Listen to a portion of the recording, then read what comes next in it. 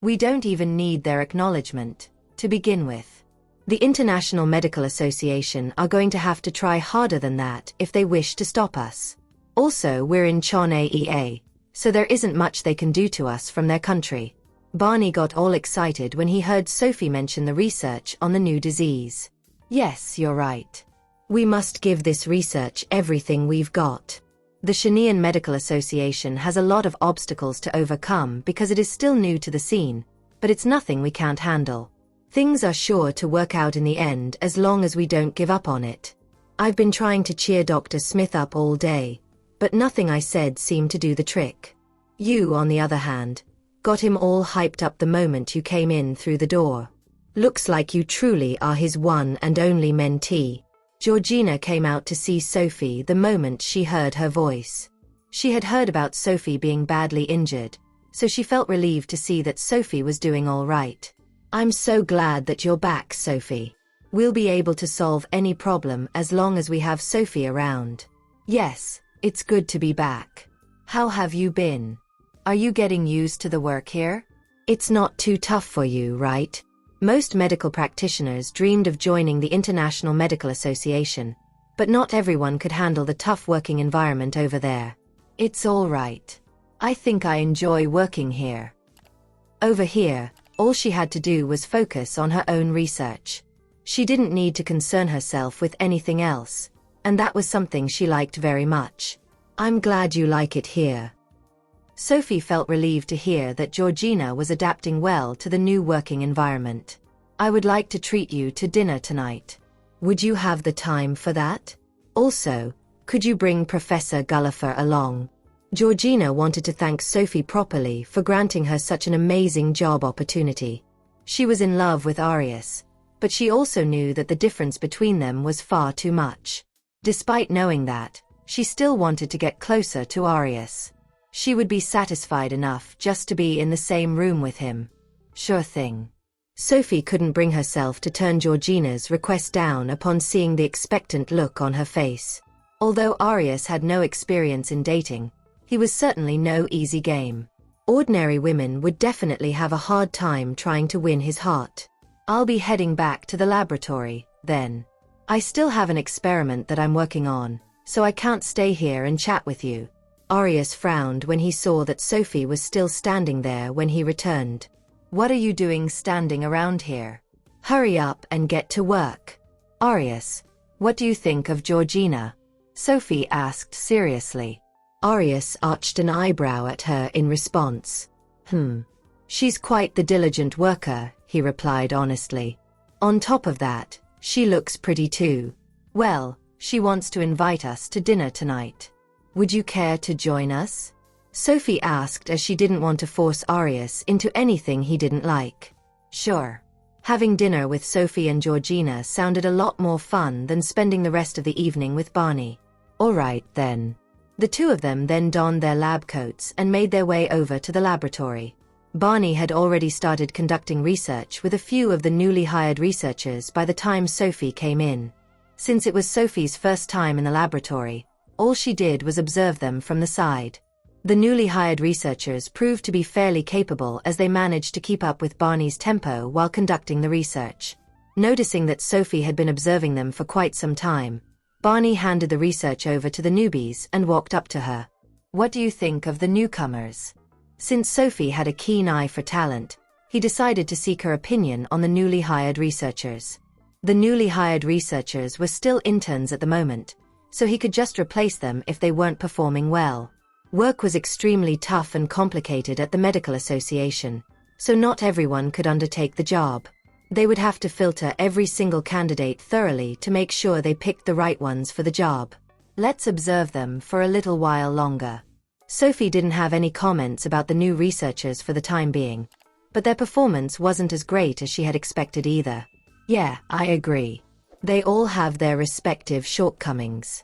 Barney, too, believed they should continue observing the newbies a little more before making a decision. I'll go work on my experiment now, Dr. Smith. Barney had put her in charge of an experiment the moment she returned. Since it was her first time coming over 2 days after returning to work, she felt a need to pick up the pace. That experiment of yours is a very complex one. I could spend a month on it and still fail to produce any results. We're in no hurry, so just take your time with it. He didn't want her overworking herself immediately after recovering from her leg injury. Got it. Dr. Smith is under a lot of pressure right now. The International Medical Association is also researching this new disease, and Dr. Smith would end up in a very difficult position if we don't produce results before they do. With that in mind, Sophie made her way into the laboratory and tied her hair up with an elastic band. She looked a lot livelier with her long hair neatly tied in a ponytail. Arius came over to help out when he heard that she had started working on the experiment. You can go ahead and work on your own research. It's my first time conducting this experiment, so I don't even know if it is going to work, Sophie said, cognizant of her own capability. Besides, scientific experiments like these required repeated testing, so it wasn't something she could finish in one go. Yeah, I know that. I'm just here to check on things. Just let me know if you ever need my help with anything. Having worked in the International Medical Association for a very long time, Arius was confident in his ability to help out with a lot of things. Don't you have your own work to do? Sophie asked. They both had their own respective research and experiments to work on, all of which were highly complex. That was the reason they had their own laboratories instead of having to share one with the newly hired researchers outside. I was just worried about your leg injury. You have yet to make a full recovery, so make sure to be careful, okay? Arius reminded her. Honestly, Dr. Smith should have waited a few more days before assigning her any work. My legs are fine, so you don't have to worry about me, Sophie replied nonchalantly as she started working on her experiment. She wasn't the least bit worried about her injury. For some reason, Arius found himself unable to take his eyes off her, even though she was just conducting a boring experiment. Her beauty was such a sight for sore eyes, no matter what she was doing. Hey, Sophie. I just realized how much of a beauty you are, Arius exclaimed all of a sudden.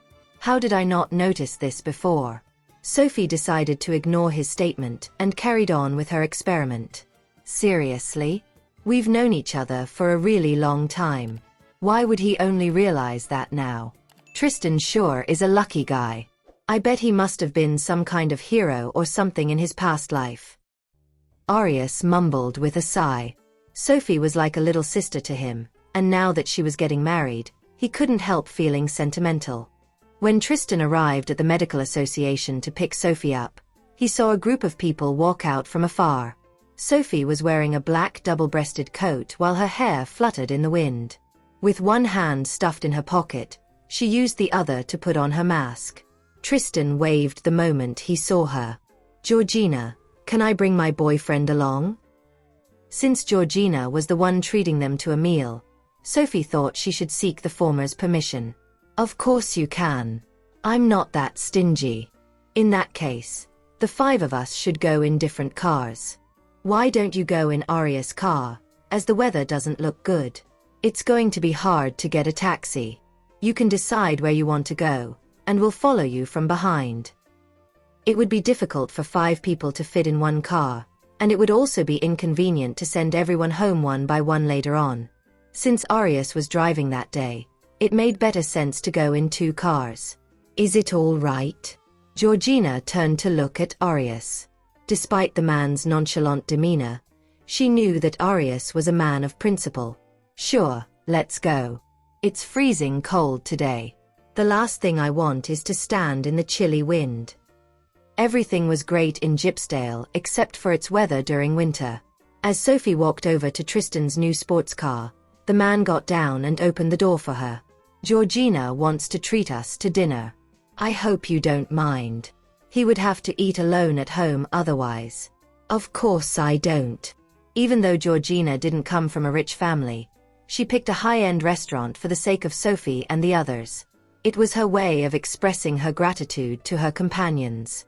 Nevertheless, the prices on the menu still elicited a gasp of shock from her. Damn it, even the salad is so expensive. When she shifted her attention to the main courses, she was further taken aback by the ridiculous prices.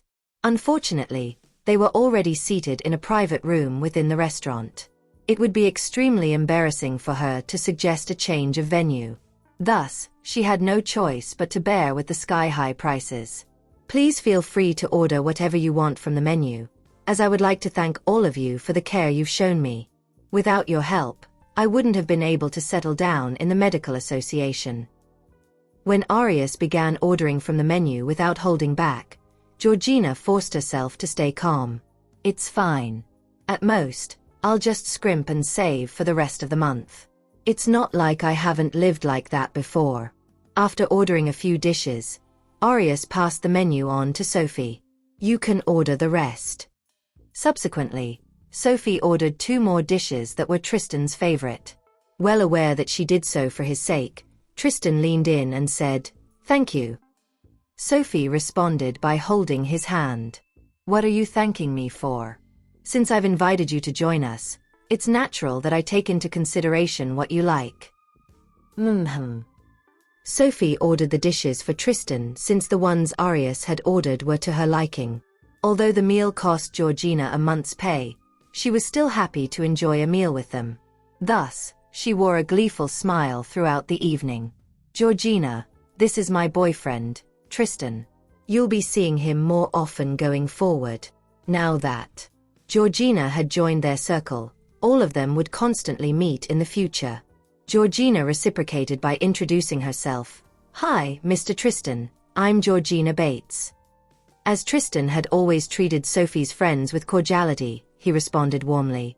"It's a pleasure to finally meet you. I've heard Sophie mention you a few times." "Georgina, are you able to finish the assignment I have given you?" Barney finally had the opportunity to ask her about the task he assigned her after being busy the entire day. "I can manage." She had trouble settling in initially, but had now gotten the hang of it. "I'm glad to hear that. Let's all enjoy ourselves tonight. As we'll be very busy for the next few months, we might not get to chat and have a good meal moving forward," Barney remarked with a smile. Even though what they were doing was extremely noble and great, it also took them a huge amount of effort and sacrifice. "Dr. Smith, work might be important, but so is taking a break. Going forward, we'll work when necessary, but also take a break when needed," Arius replied with a grin. Meanwhile, Patrick brought Simon to the same restaurant. Their family's hospital was facing some problems recently. Thus, both of them were there to treat the opposing party to dinner. "Simon, now that I'm getting older, the future of the hospital lies in your hands. You cannot behave willfully anymore. Do you understand?" Patrick instructed with a solemn tone. "I know, Dad. I'm all grown up now and capable of sharing your burden." Simon's heart ached when he saw how much his father aged overnight. All this while, he had always seen his father as someone amazing. No matter what problems he encountered, the latter would always help him resolve them. However, he finally realized how foolish he was after witnessing his father begging for help all over the city. When Patrick stepped into one of the private rooms together with Simon, there were already a few patrons sitting inside. At the sight of Patrick, one of them commented with a smile. Well, well. Isn't this Mr. Little? What brings you here? Aren't you supposed to be busy at Gypsdale Hospital at this hour?" Facing the person who had just spoken, Patrick replied apologetically. "I'm really sorry, Mr. Zane. What happened was our hospital's fault, and I've come here to apologize. I'll agree to any demands you have, so please forgive us this time." Jacob Zane sneered. "Forgive you? Mr. Little, aren't you supposed to be extremely capable? I'm sure you can resolve the problem we have." "Mr. Zane, I beg of you. Gypsdale Hospital. Actually, I don't mind letting the matter slide if you show your sincerity by groveling for forgiveness." Seething at the unreasonable demand, Simon clenched his fists. His father had done a lot of good deeds, and Gypsdale Hospital had helped a lot of people. Hence, Patrick was well respected among the many patients they had. It never crossed Simon's mind that his father would one day be bullied by such a jerk. "What did you say?" Simon responded in a raspy voice. "Oh, what's wrong? Do you refuse to get down on your knees? I suppose this is that debauching son of yours, Mr. Little. Anyway, I think it's pointless to beg for forgiveness, as your hospital will be ruined sooner or later. Patrick's eyes were filled with disbelief, as he had never been bullied and humiliated like this in his entire life. Simon's heart broke when he saw the predicament his father was in. Walking over, he held Patrick's arm. "Dad, let's go." He didn't see the need to beg those men. "Mr. Little, I'll give you one last chance. If you walk out of here today, you can forget about obtaining my forgiveness. You're seeking death." Simon couldn't take it anymore.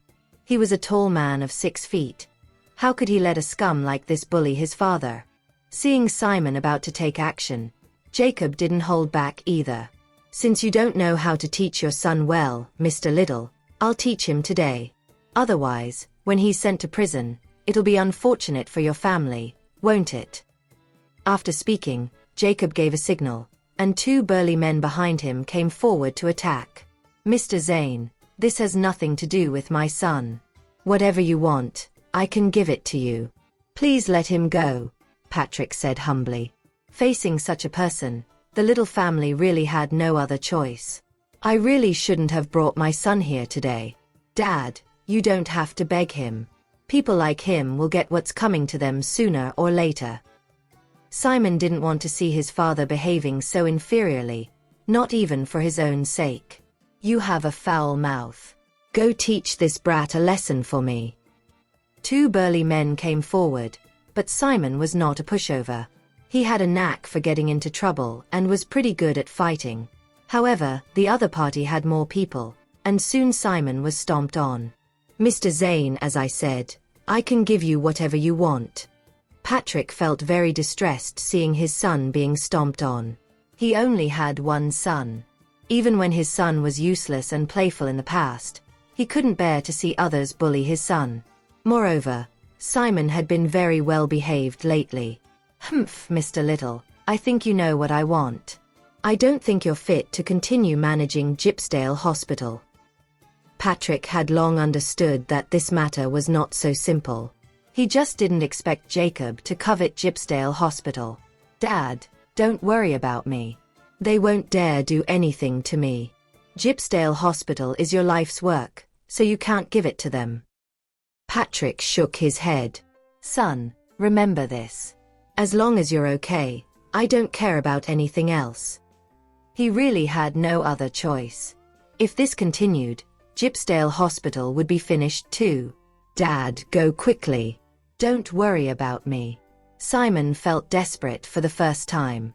Initially, Sophie and the others were about to leave. However, when she heard Simon's voice, Sophie stopped in her tracks. "What's wrong?" Tristan was beside her and noticed her unusual expression. "I think I just heard Simon's voice." At that very moment, Simon was thrown out of the private room in a battered and bruised state. Seeing Simon in such a state, Sophie narrowed her eyes. Previously, Sandra mentioned that something was wrong with Simon's family's hospital, but he didn't say anything, so she didn't really pay attention to it. But seeing Simon like this now, Sophie finally realized something was indeed off. She walked towards Simon step by step. Realizing someone was coming, Simon looked up and saw Sophie's captivating eyes. "Sophie, I..." Simon never thought that he would appear so aggrieved in front of Sophie. At this moment, Patrick also walked out. "Simon, are you okay? I'll have someone take you to the hospital," Patrick shouted in distress. He reckoned he really shouldn't have brought his son there. "Dad, you don't need to worry about me. Gypsdale Hospital doesn't deserve them. They're not worthy," Simon replied. At this point, Simon didn't know how to explain himself. "Is that so? I'm not worthy." "Simon, remember this. If you don't hand over Gypsdale Hospital and something happens to your family in Gypsdale later, I won't be held responsible." Jacob responded. "How many people die in Gypsdale every day? It's normal for a few more to die." Sophie witnessed everything and finally understood why Simon had become like this recently. "What did you say?" Sophie's voice was very cold. Barney and Arius had already left, leaving only her and Tristan here. Tristan was by her side. He knew that she was outraged this time. She was protective of anyone close to her, and now Simon had been bullied like this. How could she just stand by and do nothing? Who's this pretty girl? How about being my mistress? I can fulfill all your needs. Sophie, you need to leave. They're not good people, Simon said urgently. Simon felt very anxious when he saw the scumbag leering at Sophie, who was widely regarded as a beauty. Simon, can you get up? Sophie looked at Simon. She then said to Patrick, Mr. Little, help Simon to the side. Patrick immediately went to help Simon up. Seeing this, Jacob sneered. You really think you're a heroine? Girl, hasn't anyone told you before that there are some people you can't mess with? People she can't mess with? Is there anyone in Gypsdale that Sophie can't mess with? Tristan couldn't help but scoff. There's no one in Gypsdale who Sophie couldn't handle. Capture them all. Jacob ordered his men. Since you refuse to do it the easy way, we'll have to do it the hard way. Simon looked worriedly at Sophie. Sophie, you need to leave. Even though Sophie had a boyfriend now, he still liked her. He didn't want to see her get hurt. Don't worry. They won't be able to do anything to me, Sophie replied calmly. Jacob couldn't help but laugh. You're so confident. That's right. When I catch you, I won't do anything to you. I'll just make sure you can't get out of bed. Tristan flew into a rage. What are you looking at? He asked coldly. Does he not want his eyes anymore? Who are you? Jacob was a bit wary when he saw this man. This man was indeed very handsome, but in the upper social circles of Gypsdale, Jacob didn't seem to have seen him around before. He's probably all looks and no substance. I'm someone who can kill you. Tristan went straight over and kicked Jacob to the ground. Do you know who I am? If you mess with me, you won't be able to see the sun tomorrow. Jacob boasted, not realizing that he had just messed with the wrong person. Ha! Tristan had never seen anyone dare to talk to him like this before. You're pretty gutsy. I've never heard anyone talk to me like that before. It's kind of refreshing. Tristan hadn't been in a fight for a long time, but the things this man had said made him very unhappy. To dare to fantasize about his woman, even if it was just a fantasy, was unforgivable. What are you all standing there for? Go and get him for me. Jacob was angry. Tristan's kick had made his chest hurt badly. However, Jacob had just a few bodyguards, so how could they be Tristan's opponents? Tristan easily knocked all of them down. Simon had never seen this elegant man take action before. He never imagined that this man would be so decisive and deft in his movements, and that those professional bodyguards were not his match at all. Jacob, lying on the ground, couldn't react for a while. What are you trying to do? I'm telling you, this is a lawful society. What you're doing is illegal. Don't come over here. If you come over here. Before he finished speaking, Tristan's leather shoe was already on his face. Do you know who I am? Tristan threw Jacob's own words back at him. This line was originally Tristan's, but he never liked to use it as it gave him the feeling of bullying others. Jacob's face was contorted from being stepped on. I'm telling you, let go of me, or you're finished. Jacob had always enjoyed bullying others, so he had never been so miserable before. Sophie walked over and sneered. I forgot to introduce to you. The man in front of you is Mr. Tristan, a famous figure in Gypsdale. Do you have anything else to say? If there was anything Jacob wanted to say before he died, he had to hurry up, or he wouldn't have a chance in the future. Jacob was speechless. His brain couldn't process what was happening. I think you're seeking death by impersonating Mr. Tristan. Do you know who he is? How could he possibly come to a place like this? Tristan sneered after hearing that. Why can't I come to a place like this? I think the food here is pretty good. When Patrick heard Sophie's words, his eyes shone. Is the man in front of me really Mr. Tristan? If he is, then we would be saved. Simon, is what Ms. Tanner said true? Is he really Mr. Tristan? Patrick's voice was trembling. Seeing his father like this, Simon could only nod. Sure enough, Mr. Tristan is that formidable. As for Jacob, who was lying on the ground, he trembled when he saw Simon's reaction. How could this be possible? Mr. Little, can you tell me what's going on? Sophie asked, motioning for the waiter to bring a chair over for her to sit on. She also asked for chairs for Tristan and Patrick. However, Patrick didn't dare to sit in front of Tristan. I'm fine. I can stand. Patrick stood instead as he was afraid. It's okay. You can sit. Tristan spoke in a calm voice. I'm not such a terrifying person, am I? No matter what, Patrick was still an elder, and he had the right to sit here. Dad, you can sit. Sophie is my friend, so it's okay. Simon didn't want to see his father acting so formally. Soon, Patrick explained the situation briefly. Jacob, who was lying on the ground, really wanted to cry. He never thought he would end up provoking Tristan.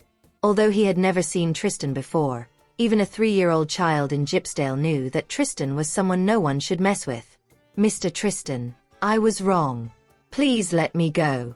I won't dare to do so again.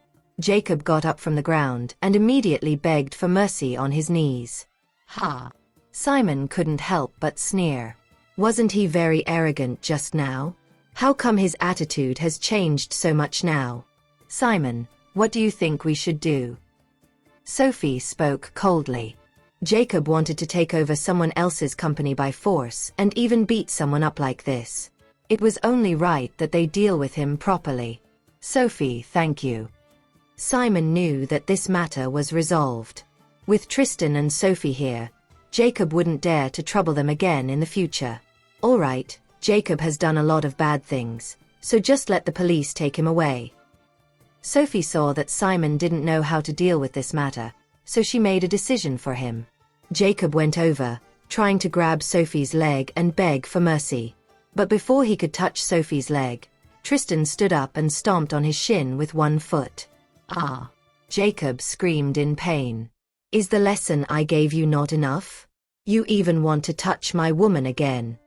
It seemed that Tristan had to break Jacob's hand. Jacob looked at Tristan in horror. Mr. Tristan, I was wrong. I really know that now. Please let me go. I won't dare to do it again in the future. Jacob had always been the one who bullied others. He really didn't expect that one day, he would be bullied so mercilessly by someone else. Sophie frowned. She walked over and pulled Tristan. Forget it. Let the subordinates handle it. She didn't want him to get his hands dirty. Sophie called Eustace directly. When the latter answered the call, he had just caught a murderer and was planning to question him. He had to hand the person over to his subordinates and leave with Danny. Captain Shepherd. What happened? This was the first time Danny had seen Eustace so anxious. It's nothing. Don't ask too many questions. Sophie's matters were naturally a big deal. Eustace came with Danny and saw the miserable Jacob lying on the ground after being beaten up. Sophie explained the situation to Eustace briefly. The rest is up to you. This is your specialty, and we won't interfere, Sophie said calmly. Eustace nodded. Okay, I understand. Danny, take him away. If there was anything Jacob wanted to say, he could say it to the SWAT team.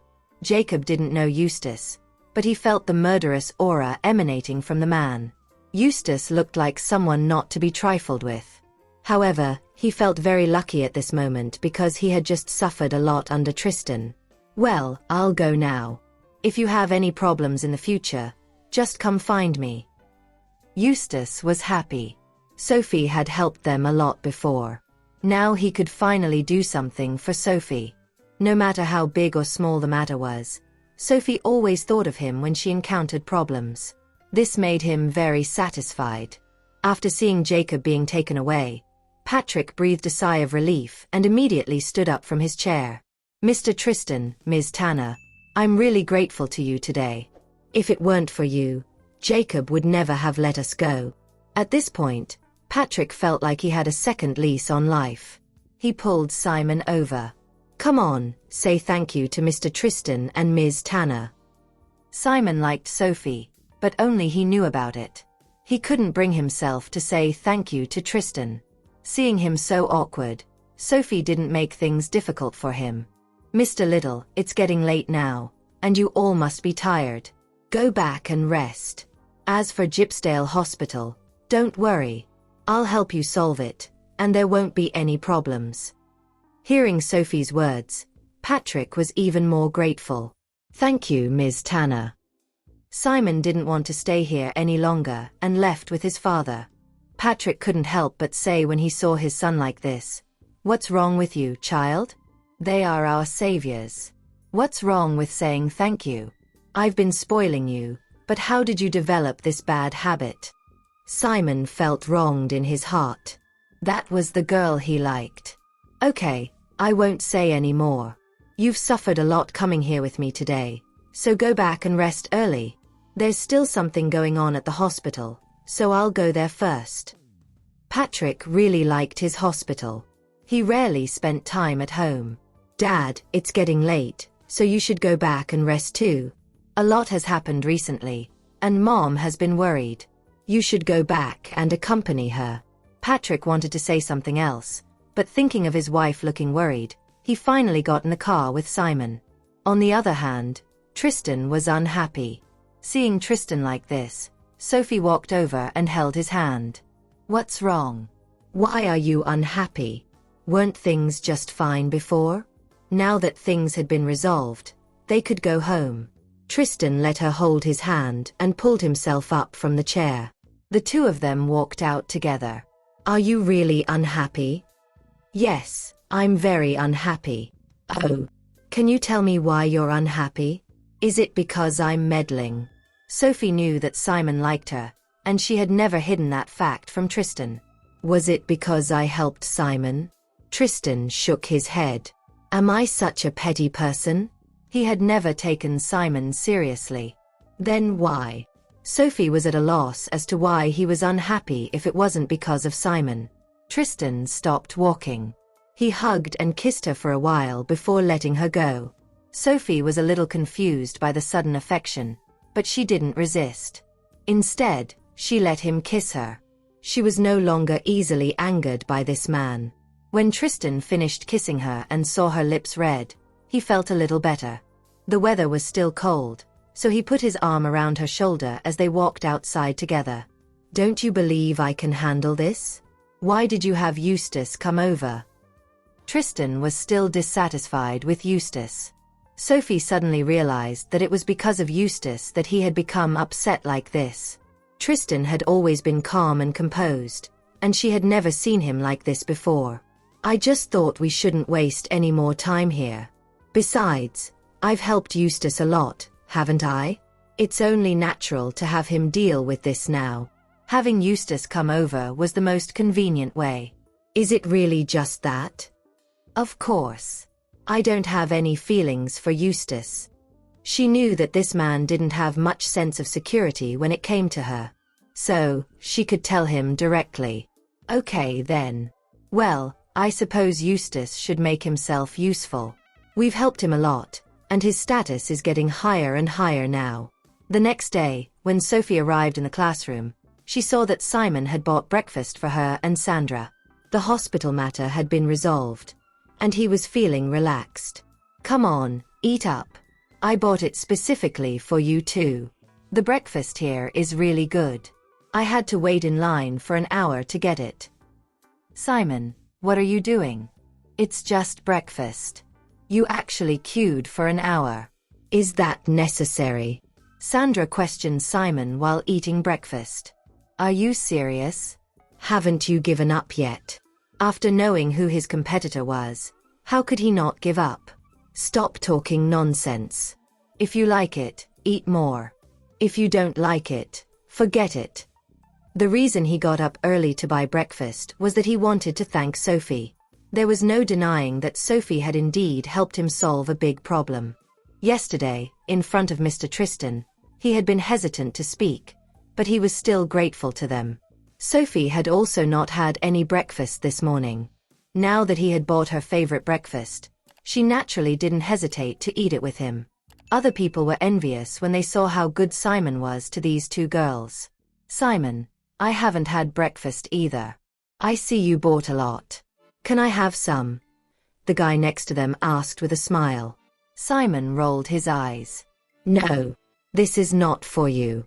You have no right to eat it," Simon said without hesitation. The guy was dumbfounded. Meanwhile, Greta had been watching. Since she broke up with Charles, she had been blaming Sophie. But Sophie was Tristan's girlfriend, so she didn't dare do anything. Now that she saw how well Simon treated Sophie, Greta felt even more upset. How could Sophie flirt around like that? "Sophie, if your boyfriend knew you were flirting around outside, do you think he would let you off?" Greta couldn't help but say it out loud. Sandra rolled her eyes. "Greta, I think you have some issues. You must have some psychological trauma after being dumped." Greta had been boasting about her boyfriend before, but now that she had been dumped, she began acting like this. Greta clenched her fists. "Sandra, what nonsense are you talking about? When did I get dumped? We just have some conflicts now." Even at this point, Greta still refused to admit that she had been dumped. "Humph, you just have conflicts. Everyone knows the truth except for you," Sandra sneered. Greta stood up from her seat all of a sudden. "Sandra, shut up. Don't think that." "Don't think what?" "I'm not the one thinking about marrying a rich husband all day." After being with Sophie for some time, Sandra now also had fighting power. "You!" Greta pointed at Sandra's nose. "Greta, that's enough. If you don't speak, everyone will ignore you, so you don't have to be so high profile. Being dumped is a normal thing." Simon continued to add insult to injury. Greta was so angry she could explode. These people. "Sophie, do you think you can be happy? I'll wait for the day when you get dumped. Do you really think you can marry into the Lombard family?" Greta had very dark thoughts in her mind. "That's my business, so you don't have to worry about it." Sophie replied coldly. "Also, can you shut your mouth? It's affecting our breakfast mood." The whole class was watching, but no one helped her. Greta looked at the few girls who had been close to her before. They also didn't say anything. It made her feel even more disappointed inside. "Just wait and see. Do you all want to see me become a joke? I'm telling you that it's impossible." Greta was so angry that she slammed the door and left. "Sophie, did I go too far?" Seeing Greta's behavior, Sandra couldn't help but doubt herself. No, it didn't go over the line. She's just too fragile. In the meantime, Greta attempted to locate Charles at his workplace. Despite repeatedly calling him, none of her calls were ever answered by him. In desperation, she went to the top floor of his company building and threatened to jump off, thinking that Charles would have no choice but to meet her if she did so. As anticipated, Greta's actions caught the attention of the employees of Quigley Group, who quickly alerted Charles that someone was attempting to jump off the building. Upon receiving the news, Charles furrowed his brows tightly. Recently, the Quigley family had been under scrutiny due to Yvette, and now this incident occurred. He then personally headed to the top floor. Charles didn't expect to see Greta there. "You finally agreed to meet me. I thought you would never want to see me again in your life." Greta's face was filled with excitement. Charles snickered. "So, it's her. I suspect that she wouldn't voluntarily choose to jump off the building. It seems like she's doing it to manipulate me into giving in to her demands. Have you had enough? If yes, come here now," Charles demanded coldly. Greta refused to give in to Charles's tone. "Why are you talking to me like this? You wanted to be with me before. How can you treat me like this now?" Greta cried pitifully. "Charles, do you believe that I love you dearly?" Greta stressed her deep affection for Charles. "Listen, Greta. I'll give you till the count of 3 to come here," Charles said, his patience running thin. He had no feelings for Greta and didn't want to waste more time on her. "I won't come down unless you promise to be with me again. Otherwise, I'll jump. Believe me. Charles was speechless after hearing that. Throughout his life, he despised being threatened by others. Who the heck does she think she is, making threats like this? If you have a death wish, I will be unreasonable if I try to stop you from achieving it. So, do as you please. Charles then decided to leave. Despite the issues the Quigley family had been facing lately, he remained indifferent. Greta stared at Charles's leaving figure with disbelief. "Were you never in love with me, Charles?" Greta asked, figuring he would only be so cruel to her if he had never loved her. Unfortunately, Charles wouldn't reply to her question. Everyone else, leave. If she has a death wish, no one can stop her. Charles was always a cold and ruthless person. Otherwise, he wouldn't be changing girlfriends every month. Initially, Charles believed that Greta was his perfect match, but the reality proved otherwise. Finding someone he loved from the bottom of his heart was not an easy feat. Greta collapsed to the ground. Is he really going to leave me alone? Is it worth jumping for a man like him? When Charles had given her a chance to change her mind earlier, she had refused. Now, with the employees around, Greta didn't know what excuse to make to save herself from embarrassment. "Ms., please come down. I must remind you that our CEO would never tolerate anyone threatening him. Moreover, he can handle the consequences if you choose to jump today." Honestly, one person's death wouldn't cause any ripples toward Quigley Group. In the end, Greta descended from the top floor and left dejectedly. She couldn't understand why she always ended up with these scumbags. All she wanted was to find a wealthy boyfriend. Is it wrong to have such a wish? Winter had returned. After walking out of the airport and taking in Gypsdale's air, which had been familiar to her, she told herself she wouldn't leave again, and from now on, she would stay here forever. Charles went to pick her up. When he noticed that she was much slimmer than before, he couldn't help feeling a sting in his heart. "Everything's fine now. It's good that you're back.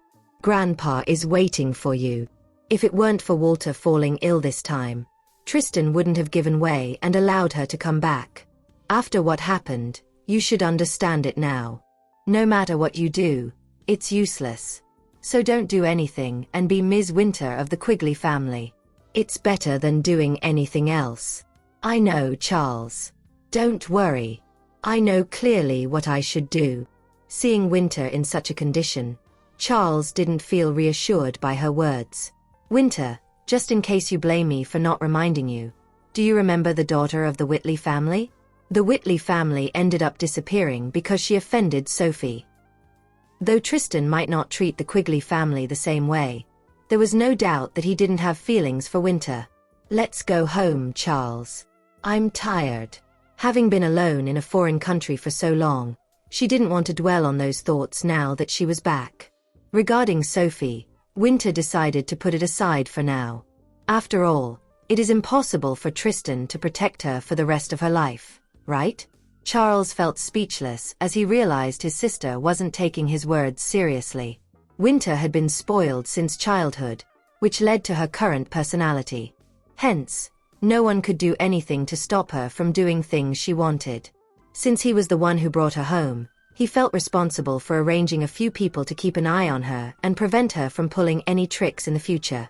Upon arriving at the hospital, Walter immediately asked Winter to head over after spotting Winter's return. "You must have suffered a lot when you're overseas. Look at how skinny you've become. Take a good rest at home now that you're back. In a few days, I'll have your mother find some good suitors for you, and we'll meet them." Although Tristan was a good man, he harbored no fondness for Winter. Feelings were something no one could control in this world. Upon hearing her grandfather's words, Winter shook her head. "Grandpa, I don't feel like being in a relationship right now. Let's not discuss this at the moment. I want to stay by your side and keep you company for now." Walter grabbed her hand. "Worry not, my dear. I am perfectly fine. Just stay here in peace. I won't let them take you away again," Walter reassured Winter. A smile finally appeared on Winter's face after hearing this. "I know you love me the most, Grandpa." Exactly. Sophie has no support, but I do. The Quigley family is there for me, but she has no one else to rely on except Mr. Tristan. And men, especially those in this circle, would never love the same person for a lifetime. Fate could be so delicate at times. The two, who had not seen each other for a long time, finally crossed paths, and upon seeing Sophie and how well Tristan took care of her, Winter felt an intense pain in her heart. He is the one and only Tristan Lombard. Throughout his life, countless girls who appeared beside him had vied for his affection, but he had always remained aloof and even disdainful toward them. However, Sophie was an exception. Whenever she was around, his gaze was fixed solely on her. This kind of love drew envy from others. "Mr. Tristan, I'm back." Winter's voice quivered as she once again met the man she had loved her whole life. Since Tristan and Charles were clearly best friends, Tristan couldn't avoid meeting Winter when she returned.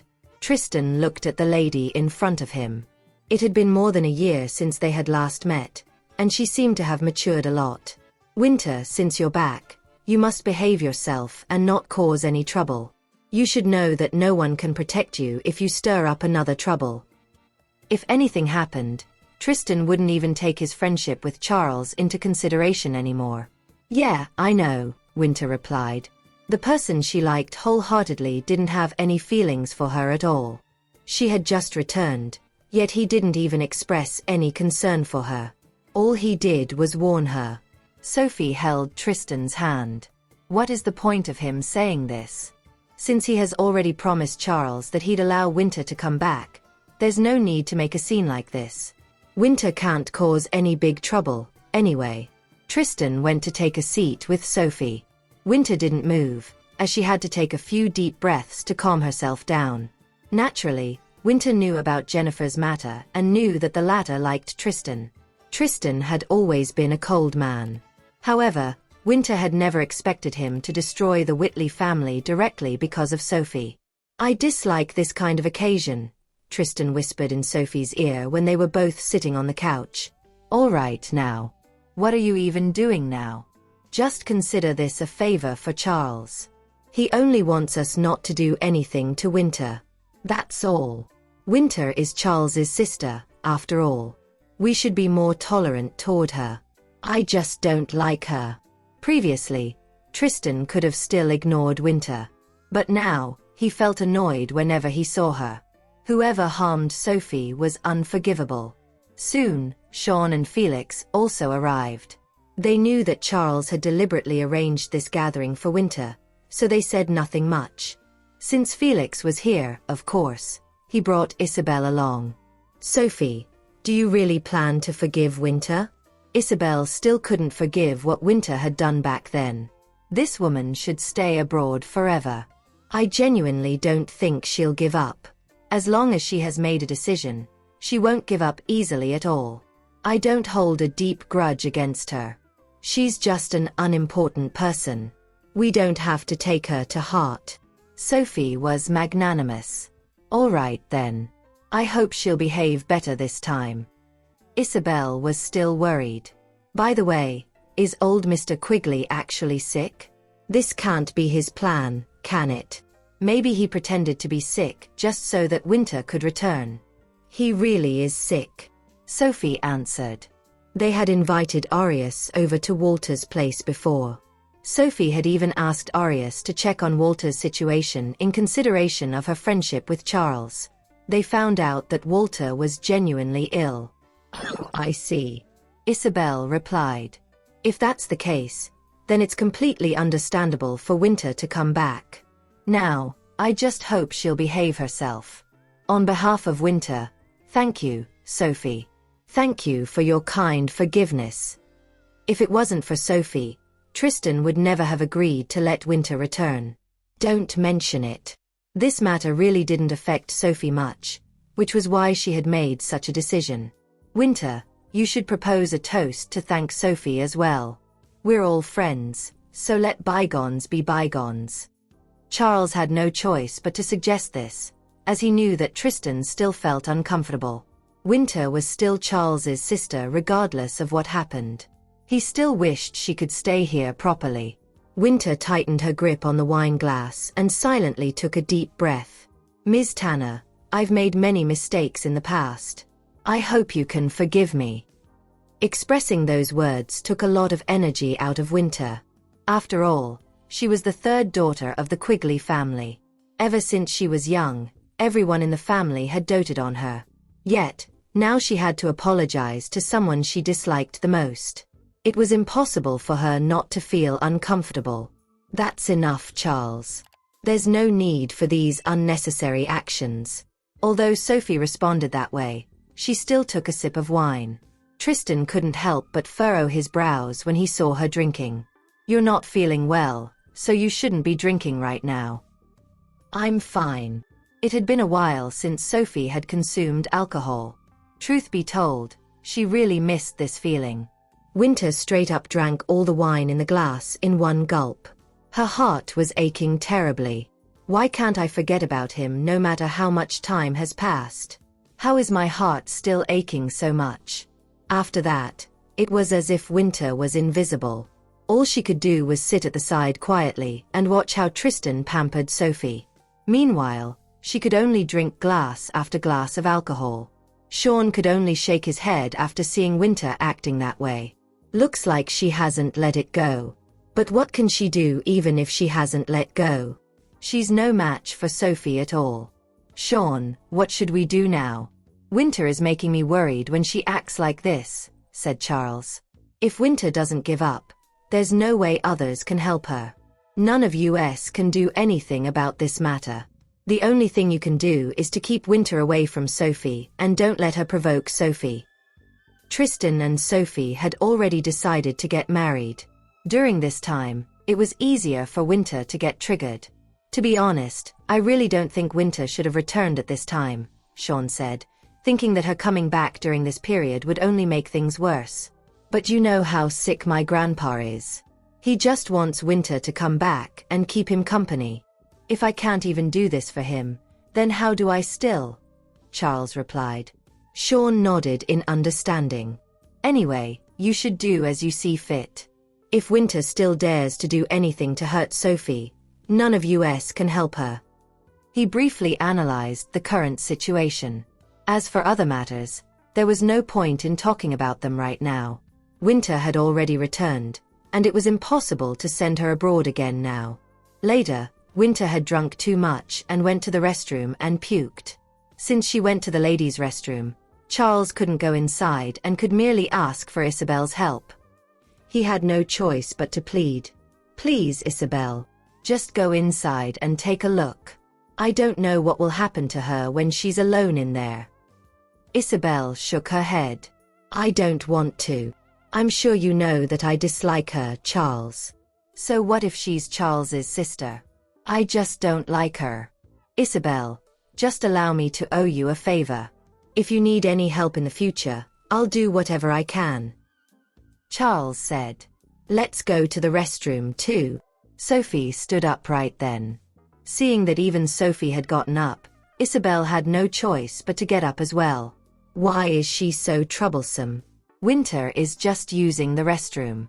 What else could happen? But since Sophie is going, I should follow her. Who knows if Winter will act crazy again and hurt Sophie? When Sophie and Isabel entered the restroom, they saw Winter slumping on the floor in a wretched state. They assumed Winter was exhausted after throwing up. Before Sophie could speak, Isabel immediately approached Winter and asked, Are you all right? Winter lifted her head, her face as pale as a ghost. Isabel jumped in fright when she saw Winter in that state. Sophie, I'm sure you're feeling smug right now, huh? Winter asked slowly. Sophie didn't know how to respond to that. Seriously, Winter, are you not done yet? Now that you've finally returned, can't you just behave yourself? Isabel piped up. What's the point of talking about all these right now? Winter was still dissatisfied with the reality. No matter how much time had passed, she just couldn't forget what had happened. She didn't want to be like this, and she wished she could live a more relaxed life as well. However, there was no way she could forget what had happened. Her heart still ached because of it. Isabel, you'll never understand how I feel, said Winter. Isabel is someone who always gets whatever she wants. Moreover, she has a man who loves her. How will she understand how I feel right now? Charles is waiting for you outside. You should go, Isabel said coldly. As the saying goes, the lowliest of people are also often abominable. Winter didn't deserve any sympathy at all. Also, let me tell you something. Sophie and Uncle Tristan are getting married soon, so it's pointless for you to do anything. Nobody would be able to ruin Sophie and Tristan's relationship. Winter was at a loss for words. They're getting married, huh? Why didn't anyone tell me about this? Right, who do I think I am? Nobody in this world cares about what I think. So, why would anyone tell me about this? Am I supposed to congratulate you all? Winter's voice was exceptionally icy. No, thanks. Seeing how Winter was behaving, Sophie really didn't know what else to say. Just don't put Charles in a difficult spot. You're on your own now. With that, Sophie left with Isabel. She's all right. She just threw up, but she won't listen to what we tell her. You should figure it out yourself, Isabel said to Charles calmly. After all, this was Charles's turf. No one would dare to do anything to Winter. All right, I understand. I'll send someone to bring her out. Charles was rather exasperated. Winter was behaving in a way that would make others extremely worried. She still hasn't given up. But so what if she hasn't? Mr. Tristan has never loved her. She'll only make herself feel awful if she remains unrepentant like this. It won't do her any good. Sophie went to sit next to Tristan and said, "You don't have to go there. It's not your responsibility to care about her feelings." Even if Charles was Tristan's best friend, Winter was Charles's sister, after all. Winter had nothing much to do with Sophie and Tristan. You know, I don't want you to feel aggrieved because of someone else regardless of who they are, Tristan replied. I just went to the restroom. I'm not feeling aggrieved. Charles was waiting for Winter outside of the restroom. He could only shake his head upon seeing Winter in her current situation. All right, you should go home first. I'll ask someone to send you back, Charles stated, thinking that if she stayed here looking like this, it would only make everyone unhappy. Charles, are you shunning me as well? You're my older brother. Why won't you help me? I know I'm your brother. Otherwise, I wouldn't have cared about you. However, there are still many things that I can't change even if I'm your brother. Isn't that so? I don't want to go back. Now that I'm finally back here with everyone, I don't want to go back yet. Winter refused to leave. Do I have no choice but to leave just because Sophie is here? Winter, listen to me. No matter how upset you are, that's just your own feelings. Mr. Tristan has never participated in the relationship between you and him. That's why he won't make any changes for you. Throughout this period, everyone witnessed Tristan's sincerity in treating Sophie. There was no one else who could compare to Sophie. Stop talking, Charles. I don't want to hear it. My head hurts. Winter couldn't listen to anything currently.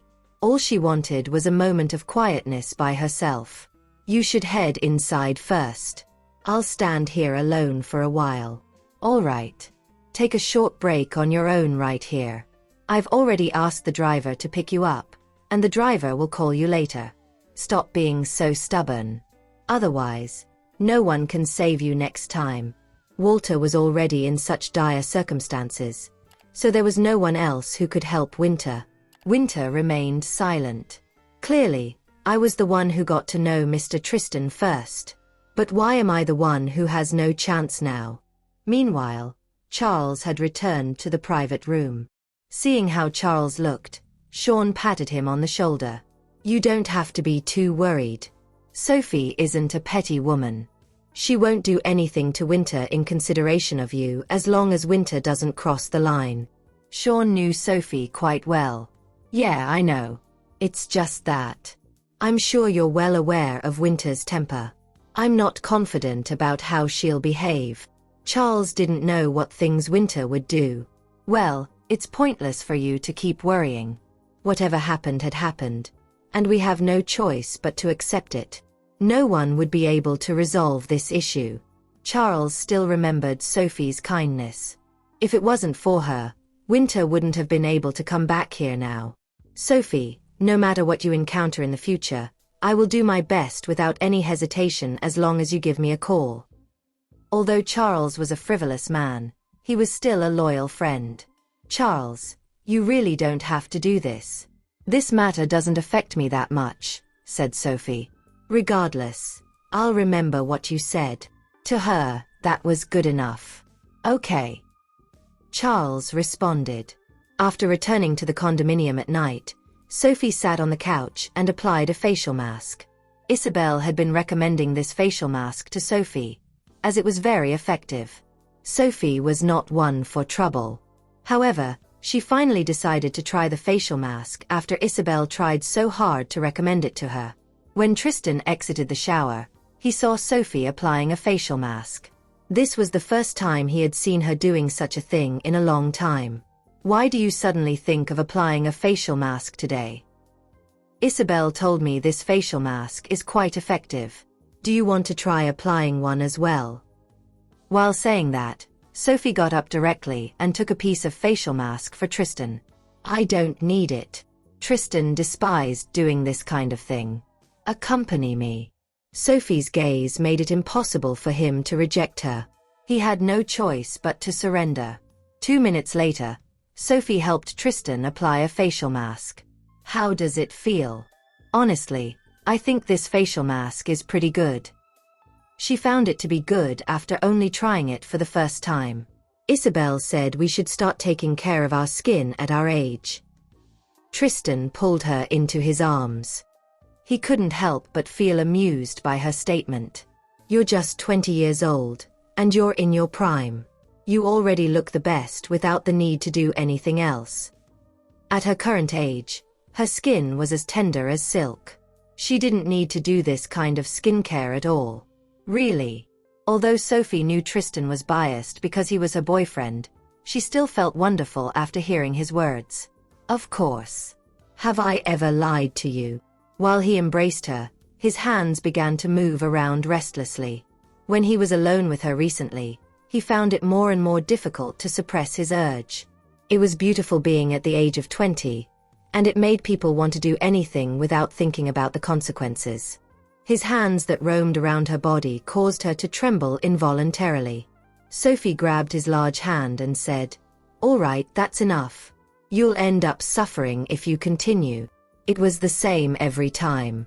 They had yet to reach the last step, but sometimes, he'd touch the forbidden areas.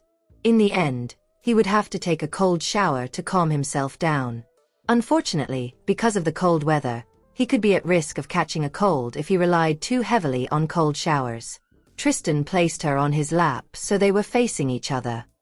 He captured her lips in a passionate kiss as though that was the only way to quell his desire. However, the longer their kiss lasted, the more he could not suppress his desires. Sophie flung her arms around his neck as her breathing grew heavy. Drained of energy, she sprawled on his chest. Tristan was pleased to discover that she had gained some weight. He was beginning to feel his resolve waning as she was utterly flawless in his eyes. The top few buttons of Sophie's pajamas were undone. Her shoulders were half exposed, and she looked especially alluring. "You look gorgeous," he rasped on the verge of losing his self-control.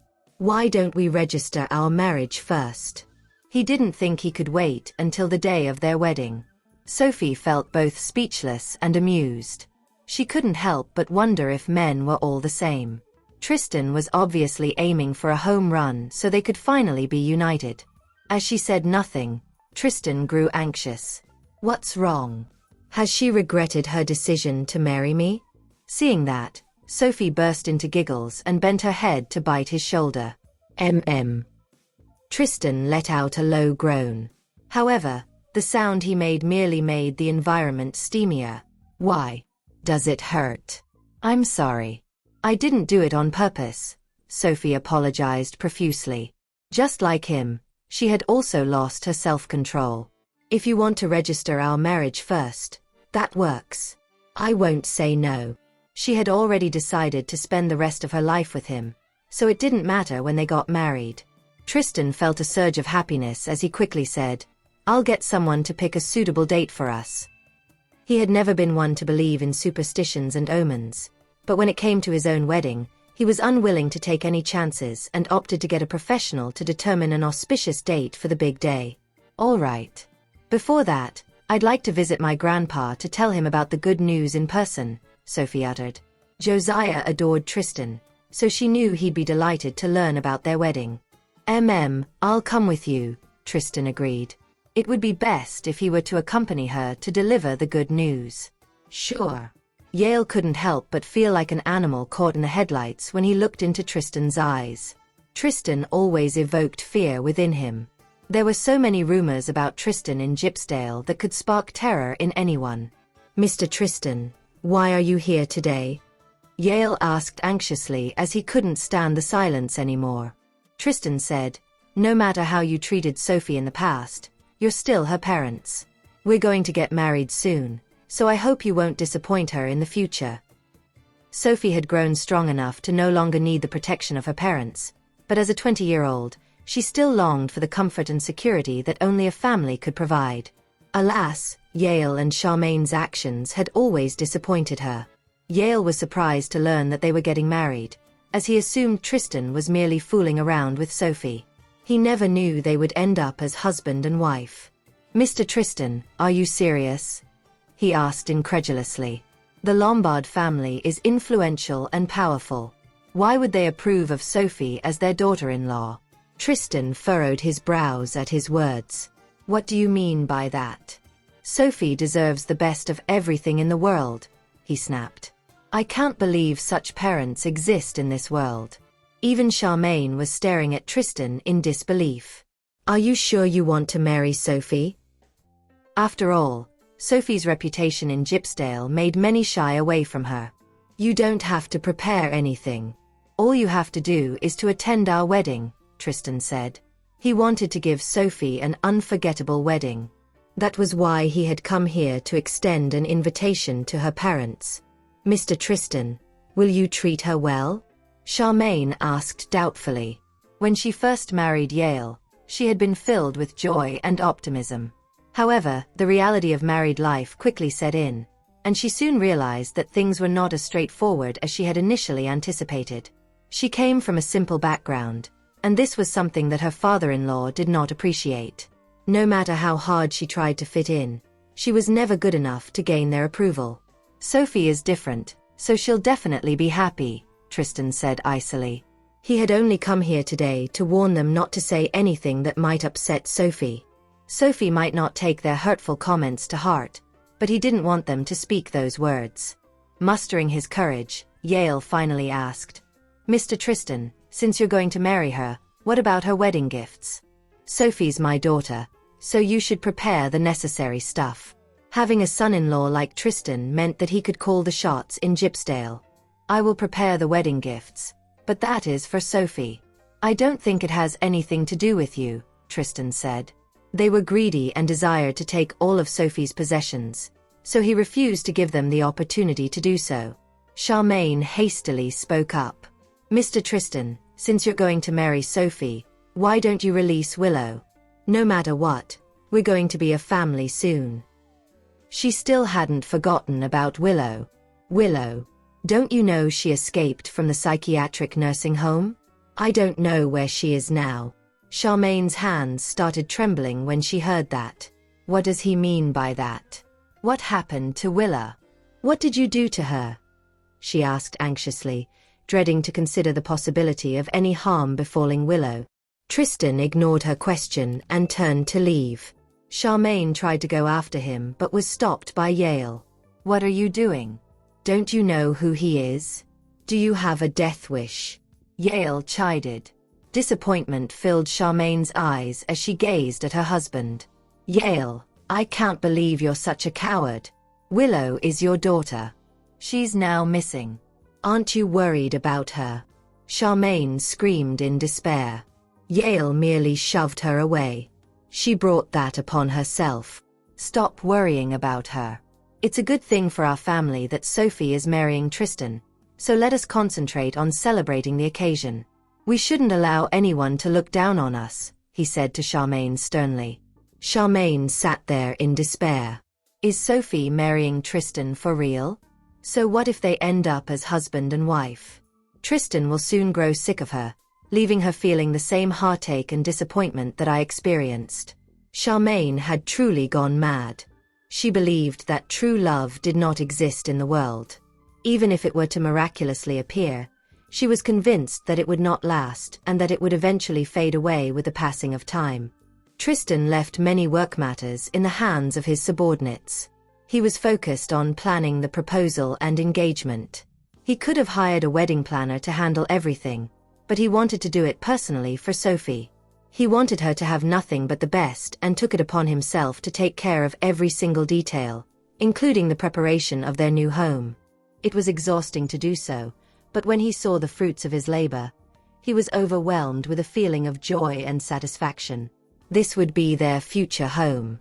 He was convinced that they had found the perfect home, one in which they could build a life together and raise their children.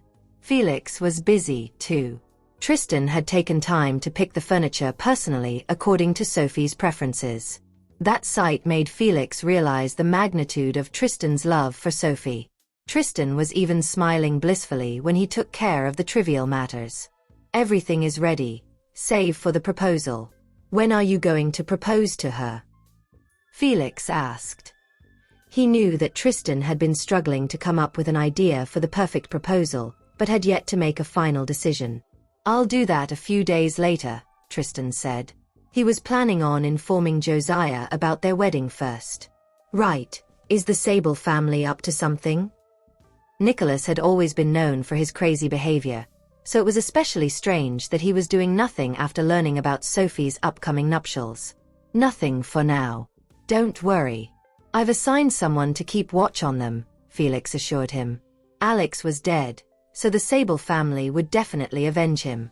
Even if Nicholas were to die, nothing would stop Tristan and Sophie from getting married. I believe the Sable family has decided to withdraw from the game, said Tristan irritably. He was no longer willing to accept their behavior, as they kept challenging his limits. Ignore them. We'll handle this, so focus on your wedding, Felix reassured him. He didn't want Tristan to worry about it and risk affecting his upcoming wedding. All right. Be careful then. Tristan nodded. He knew that a cornered beast would resort to something desperate, after all. Meanwhile, Javier was reading the file brought to him by his trusted aide. Old Mr. Sable, this is an ideal situation for us. Before, we could not do anything to Sophie because of her remarkable capabilities, but the circumstances have changed now.